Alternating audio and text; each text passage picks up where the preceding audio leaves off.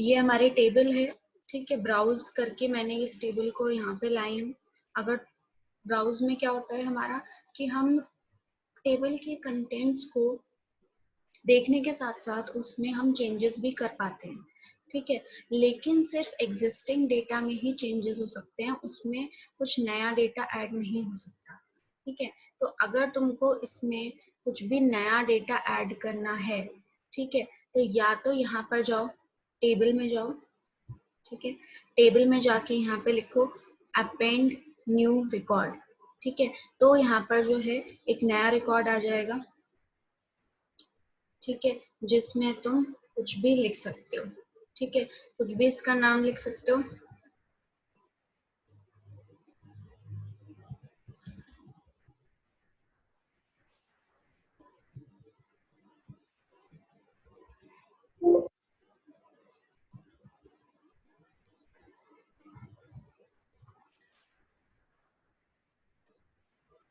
अब यहाँ पे जो है हमने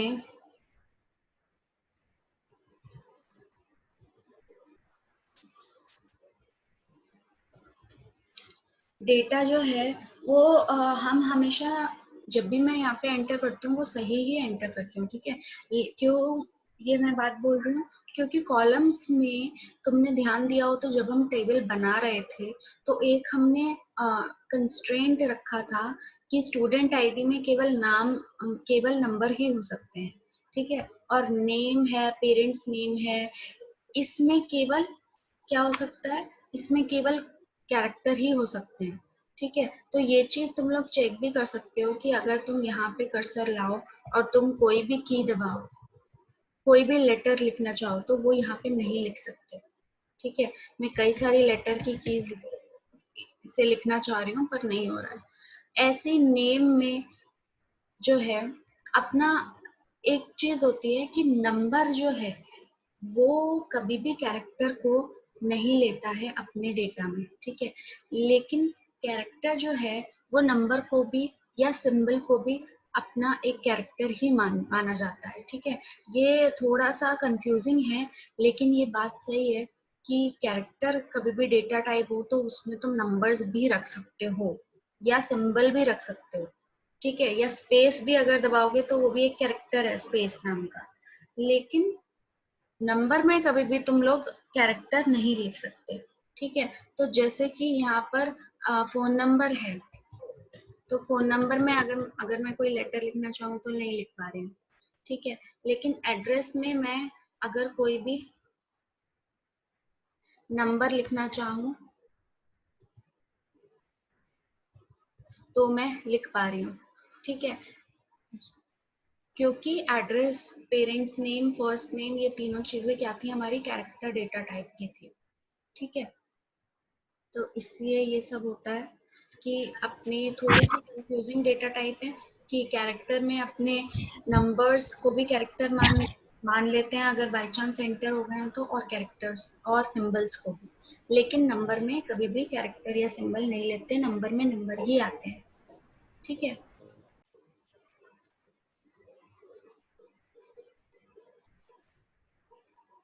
देखो एक यहाँ पे छोटा सा जो है एग्जाम्पल शो किया हुआ है, क्योंकि एग्जाम्पल फॉक्सप्रो पे रन नहीं हो रहा है इसलिए मैं यहाँ दिखा रही हूँ कि सॉर्टिंग जब भी हम करते हैं तो वो किस तरह से उसकी कमांड लिखी जाती है।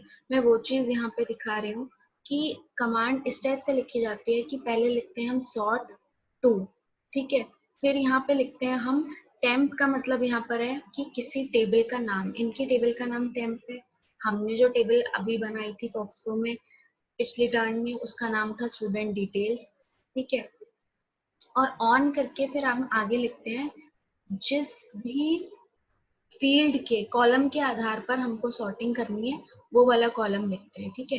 तो कस्टमर आईडी है जैसे या स्टूडेंट आईडी है, उसके आधार पर सॉर्टिंग करनी है बढ़ते हुए क्रम में असेंडिंग ऑर्डर में, तो वो हम आगे लिखते हैं, ठीक है।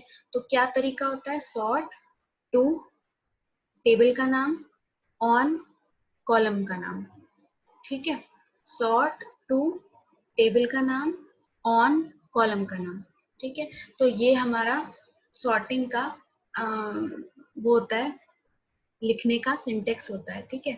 अब अगर मान लो कि तुम इसमें बाय डिफॉल्ट तो असेंडिंग ऑर्डर ही माना जाता है, मतलब छोटे से बढ़ता हुआ क्रम, ठीक है। मतलब वन कस्टमर आईडी जो सबसे छोटी होगी वो सबसे ऊपर आएगी, और जो सबसे ज्यादा बड़ी आईडी होगी वो सबसे नीचे आएगी। जैसे तुम्हारे रोल नंबर अरेंज होते हैं 1 2 3 4 इसी टाइप से, ठीक है। मान लो कि तुम ये ऑर्डर बदलना चाहते हो, ठीक है। मान लो कि तुम डिसेंडिंग ऑर्डर रखना चाहते हो, मतलब रोल नंबर उल्टे चले, 50s 4 पहले हो, 53 52 51 इस टाइप से। तो हमको ये मेंशन करना पड़ेगा उसमें अपने कमांड में कि तुम डिसेंडिंग चाहते हो, क्योंकि बाय डिफॉल्ट ये कमांड जो है ये यही मानती है कि असेंडिंग ही चाह रहे हैं हम सॉर्ट करना अपने टेबल को। तो अगर तुमको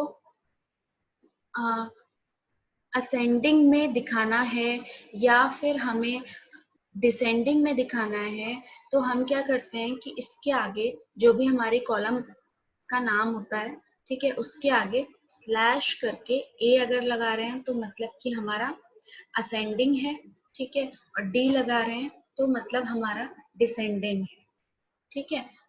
अगर हम स्लैश ए लगा रहे हैं मतलब कि असेंडिंग, और स्लैश डी लगा रहे हैं मतलब कि डिसेंडिंग, ठीक है।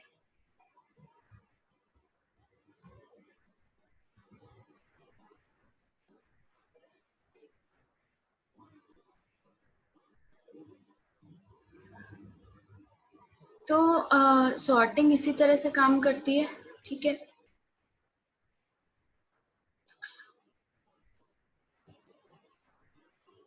तो सॉर्टिंग अब समझ, मतलब अब मेरे ख्याल से समझ में आ गई होगी, और तुम लोग अच्छे से इसको याद कर लेना। सॉर्टिंग का मतलब बस यही होता है कि जो भी हमारी टेबल है उसमें हम रिकॉर्ड्स जो हैं उसको किसी आधार पर अरेंज कर रहे हैं, ठीक है। किसी आधार पर मतलब किसी कॉलम को देखते हुए उसके अनुसार, उसके डेटा के अनुसार अरेंज कर रहे हैं। जैसे कि हमारे अटेंडेंस रजिस्टर होते हैं, तो वो तुम्हारे रोल नंबर के अकॉर्डिंग अरेंज्ड होते हैं कि रोल नंबर असेंडिंग ऑर्डर में होना चाहिए, ठीक है। या फिर तुम्हारा कहीं पे भी एडमिशन होता है, तो स्टूडेंट की जो डिटेल्स होती हैं वो कैसे रखी जाती हैं, जिसका सबसे पहले एडमिशन हुआ वो सबसे ऊपर रहेगा, और जिसका सबसे लेटेस्ट एडमिशन हुआ वो सबसे अंत में रहेगा, है ना। तो ये हमारा क्या होता है, ये एक दूसरा डेट का असेंडिंग ऑर्डर होता है, ठीक है। या तुम रखना चाहो उल्टा कि जो सबसे नया स्टूडेंट है वो सबसे पहले रहे, जो सबसे लास्ट स्टूडेंट है वो सबसे लास्ट में रहे, तो इसको क्या बोलेंगे, डिसेंडिंग ऑर्डर। असेंडिंग मतलब बढ़ता हुआ क्रम, डिसेंडिंग मतलब घटता हुआ क्रम, ठीक है। तो इसके सिंटेक्स क्या होता है, सिंटेक्स मतलब कमांड को लिखने का तरीका। तो तुम छोटा सा ही सिंटेक्स याद करो, ये पूरा याद मत करना। क्या है, सॉर्ट टू, फिर टेबल का नाम, ऑन, फिर फील्ड का नाम मतलब कॉलम का नाम जिसके आधार पर तुमको सॉर्टिंग करनी है, मतलब जैसे student ID, column ID, roll number है, या डेट में एडमिशन की डेट है वैसे, ठीक है। और उसके आगे असेंडिंग या डिसेंडिंग, ठीक है। इस तरह से सिर्फ इतना छोटा सा ही सिंटेक्स याद करोगे, इतना भी लिख दोगे अगर आंसर में तो भी इतना चलता है, ठीक है, क्योंकि यही मेन सिंटेक्स है हमारा, ठीक है। तो इसके बाद जो है मैंने अभी बताया कि काफी सारे टाइप के विजार्ड्स होते हैं, लेकिन तुम्हारे जो हमारे कोर्स में है वो हमारे कोर्स में फॉर्म का विजार्ड है, रिपोर्ट्स है,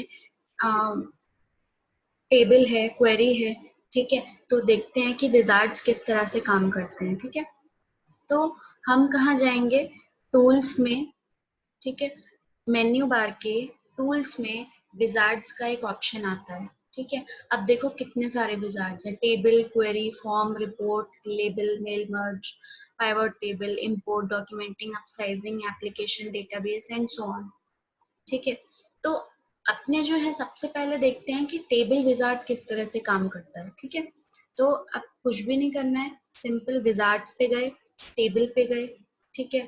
टेबल पे हमने जाके सबसे पहले उन्होंने क्या किया कि हम टेबल का डेटा जो है या डेटा के आधार पर या कॉलम्स को किस तरह से रखना चाहते हैं, मतलब कि तुम अगर देखो कि ये टीचर की टेबल है, तो यहाँ पे सैंपल देख लो कि टीचर की टेबल में भाई क्या आएगा।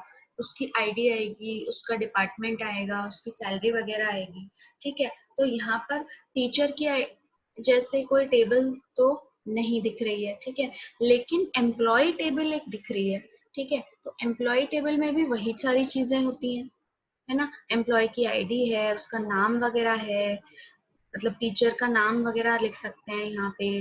फिर हम क्या कर सकते हैं, इसमें ईमेल उसका लिख सकते हैं, एड्रेस, सिटी, ये सब, डिपार्टमेंट का नाम है, कैटेगरी है, बर्थ डेट है, सुपरवाइजर उसका कौन है टीचर का, मतलब एचओडी वगैरह कौन है। तो इस तरह से विजार्ड में जो है ऑलरेडी टेबल के कुछ सैंपल मिलते हैं हमें। ठीक है, उनमें से हम अपनी अपने टेबल को चूज करके जैसी भी हम टेबल बनाना चाहें और उसके अकॉर्डिंग कैसा कॉलम हम चूज करना चाहें, वो यहाँ से डायरेक्ट हम सर्च कर सकते हैं। अब तुमको इतने सारे अगर कॉलम नहीं चाहिए तो क्या करो, सिर्फ तुम्हें एम्प्लॉय आईडी चाहिए, इस एरो पे क्लिक करो, एम्प्लॉय आईडी आ गई। फर्स्ट नेम चाहिए, फर्स्ट नेम पे क्लिक करो, वो आ गया। लास्ट नेम भी चाहिए तो वो आ गया। ईमेल भी चाहिए हमें, ये आ गया। एड्रेस किया, एड्रेस आ गया। ठीक है, तो इस तरह से, सॉरी, इस तरह से जो है हमारे सिलेक्टेड फील्ड्स जो हैं वो राइट कॉलम में आ जाएंगी। राइट कॉलम अभी खाली रहता है, जो जो तुम्हें फील्ड चाहिए वो तुम इस तरह से उस फील्ड पे क्लिक करके और फर्स्ट वाले बटन पे क्लिक करके यहाँ ले सकते हो। कोई अगर गलती से ऐड हो गया है, ठीक है, तो इधर क्लिक करो और बैक वाला ऑप्शन चूज करो, बैक एरो। ठीक है, तो ये तुम्हारा इधर वापस शिफ्ट हो जाएगा। तो विजार्ड इस तरह से काम करते हैं।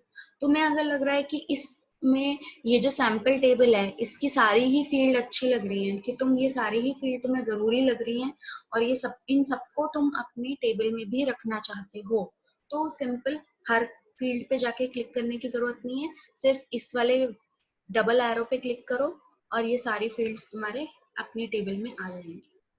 ठीक है, मैं कुछ ही फील्ड्स अभी रखती हूँ क्योंकि इतनी सारी फील्ड्स में फिर डेटा भी एंटर करना पड़ेगा। हम तो सिर्फ ट्रायल कर रहे हैं यहाँ पे। ठीक है, तो ईमेल और रख लेते हैं। अब क्या करते हैं, नेक्स्ट पे क्लिक करते हैं। ठीक है,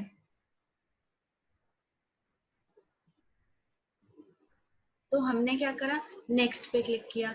अब ये यहाँ पे पूछ रहा है कि या तो तुम टेबल अकेले बनाना चाहो कि अलग से एक टेबल है, एक ही टेबल है, ठीक है, या फिर कोई पहले से तुम्हारा डेटाबेस है, उस डेटाबेस में तुम्हें ये टेबल जोड़नी है अगर, तो यहाँ पे ये वाला कॉलम सेलेक्ट करो, ये वाला। ठीक है, क्या है कि फर्स्ट वाले पॉइंट में लिखा होता है कि create my table as a stand alone free table, मतलब कि तुम अपने टेबल को स्टैंड अलोन मतलब कि अकेले फ्री टेबल जो है वो रखना चाहते हो, एक अकेली फ्री टेबल है जिसमें तुम्हारा डेटा है, ऐसे भी रख सकते हैं।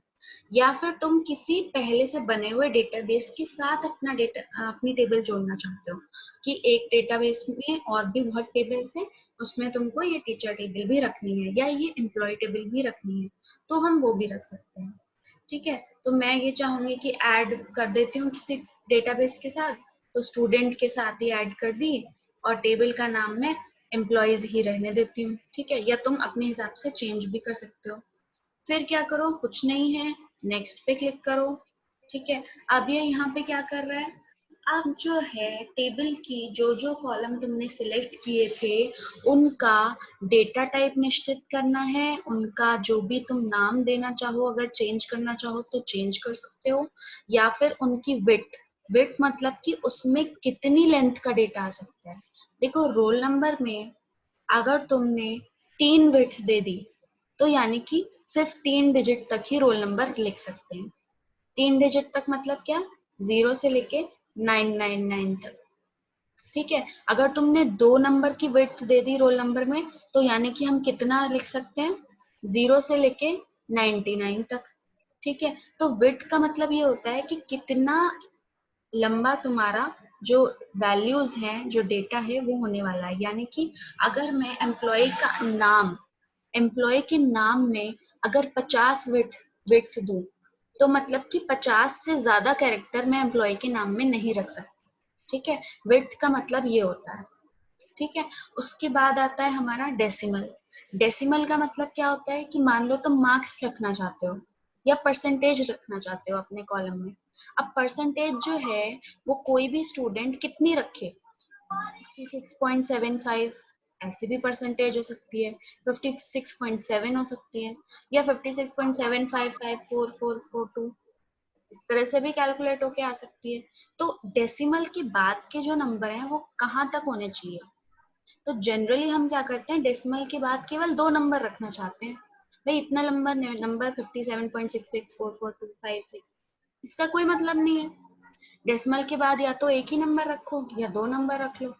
तो डेसिमल के बाद के तुम्हें कितने नंबर चाहिए वो चीज ये दिखाती है, ठीक है। फिर तीसरी यहाँ पे चीज है allow null value. Allow null value का मतलब ये होता है कि कभी कभी ऐसा होता है हम टेबल में केवल नाम और उसका रोल नंबर ही रखना चाहते हैं, ठीक है। हम अभी नहीं भरना चाहते कि उसका लास्ट नेम क्या है, उसकी डेट ऑफ बर्थ क्या है, पिताजी का नाम क्या है, या उसका एड्रेस सिटी क्या है, हम नहीं चाह रहे ये सब देना अभी, ठीक है। जल्दी जल्दी में भर रहे हैं या हमें नहीं पता है और हम सिर्फ उसका नाम और रोल नंबर ही भर रहे हैं, ठीक है। तो क्या होता है कि नल का मतलब होता है खाली, ठीक है। तो क्या तुम खाली वैल्यू किसी कॉलम में लेने के लिए अलाउ करोगे यूजर को, ठीक है। तो वो चीज यहाँ से सेट होती है, ठीक है। अब एम्प्लॉय आईडी जो है या रोल नंबर जो है वो तुम कभी भी नहीं चाहोगे कि वो खाली रहे। भाई टेबल में अगर किसी की एंट्री कर रहे हो तो कम से कम 2-3 चीजों की तो एंट्री होनी चाहिए, कि उसका कम से कम नाम हो, उसका रोल नंबर तो लिखा हो, ये 2 चीजें तो हो कम से कम उसमें। तो अलाउ नल जो है ये कभी भी आईडी में नहीं किया जाता या नाम में नहीं रखा जाता, ठीक है। और बाकी जो चीजें तुम्हें वेस्ट लग रही हैं या तुम्हें ऐसा लग रहा है कि एक्स्ट्रा कॉलम है, इनका डेटा भरे चाहे ना भरे, तो उनमें कर दो कि अलाउ नल वैल्यू पे टिक कर दो यहाँ पे, ठीक है। अलाउ नल वैल्यू पे टिक करने से क्या होगा कि हाँ हम अलाउ करते हैं कि यूजर इसको खाली छोड़ सकता है, ठीक है। अलाउ नल वैल्यू का ये मतलब होता है, ठीक है। अब इनपुट मास्क जो है, मास्किंग का मतलब होता है कि हम किस तरह से यूजर के डेटा को कितना वैलिडेट करना चाह रहे हैं कि उसने क्या भरा है और उस क्या डेटा उसने फीड किया है और उसको हम किस तरह से शो करना चाहते हैं टेबल में। जैसा किसी यूजर ने गलत डेटा भर दिया तो हम टेबल में गलत डेटा नहीं चाह रहे, हम चाहेंगे